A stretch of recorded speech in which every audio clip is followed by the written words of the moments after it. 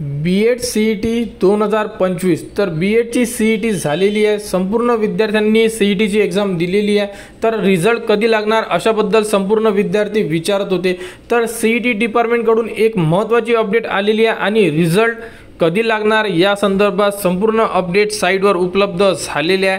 तर ज्याही विद्यार्थ्यांनी बी.एडसाठी अर्ज केलेला होता आणि बी.एडची सी.ई.टी दिलेली आहे त्यांच्यासाठी 19 तारखेला एक नोटिफिकेशन आलेली आहे। तर बघू शकता 19 एप्रिल 2025 ला हे एक परिपत्रक जाहीर झालेलं आहे। यामध्ये काय दिलेलं आहे तर तुमची पहिली आन्सर की ही उद्याला लॉग इन मध्ये उपलब्ध करून देण्यात येणार आहे। म्हणजे ज्याही विद्यार्थ्यांनी बी.एड सी.ई.टी साठी पेपर दिलेला आहे त्या विद्यार्थ्यांचा संपूर्ण पेपर म्हणजे तुम्ही सॉल्व केलेला संपूर्ण पेपर हा तुम्ही बघू शकणार।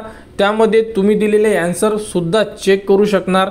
तर याबद्दलचे एक ऑब्जेक्शन ट्रॅकर अशा प्रकारे एक पब्लिक नोटीस जाहीर करण्यात आलेली आहे। तर यामध्ये बी.एड एम.एड ह्या संदर्भात बाकी सुद्धा अभ्यासक्रमांचा समावेश करण्यात आलेला आहे। तर यामध्ये सुद्धा डेट देण्यात आलेली आहे। तर बघू शकता 21 तारखेला साइटवर तुमची आन्सर की उपलब्ध करून देण्यात येणार आहे। जर तुम्हाला वाटत आहे की कोणत्या क्वेश्चनवर ऑब्जेक्शन घ्यायचं तर तुम्ही त्या क्वेश्चनवर ऑब्जेक्शन घेऊ शकता। म्हणजे तुम्हाला जर कोणत्या क्वेश्चन वाटत आहे की याचे तुम्हाला मार्क्स मिळालेले नाही आहे तर तुम्ही ऑब्जेक्शन घेऊ शकता। तर 21 तारखेपासून ऑब्जेक्शन सुद्धा सुरू होणार आहे आणि 23 तारखेपर्यंत तुम्ही ऑब्जेक्शन घेऊ शकता। तर 21, 22, 23 3 दिवस तुम्हाला मिळालेले आहेत। त्या 3 दिवसामध्ये तुम्ही तुमची आन्सर की सुद्धा चेक करू शकता, ऑब्जेक्शन सुद्धा घेऊ शकता आणि 23 तारखेनंतर तुम्ही तुमची आन्सर की चेक करू शकणार नाही आणि ऑब्जेक्शन सुद्धा घेऊ शकणार नाही। यामध्ये संपूर्ण अपडेट देण्यात आलेले आहे। हे परिपत्रक तुम्हाला आपल्या टेलिग्राम चॅनलवर देण्यात येणार। तिथून तुम्ही संपूर्ण यामध्ये दिलेली माहिती बघू शकता।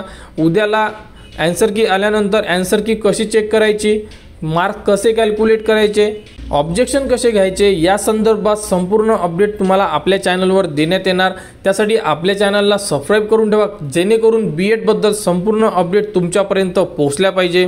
आणि ज्या विद्यार्थ्यांना ऑब्जेक्शन घ्यायचे असेल तर त्यांना पर ऑब्जेक्शन 1000 रुपये चालान लागणार आहे जर तुम्हाला ऑब्जेक्शन घ्यायचे असेल तर। अदरवाइज तुम्ही तुमची आन्सर की चेक करू शकता। बाकी त्यामध्ये जे दिलेले मार्क्स आहे हे सुद्धा तुम्ही कॅल्क्युलेट करू शकता। ही आन्सर की चेक केल्यानंतर परत फायनल आन्सर की येईल आणि तोच तुमचा असणार आहे फायनल रिझल्ट।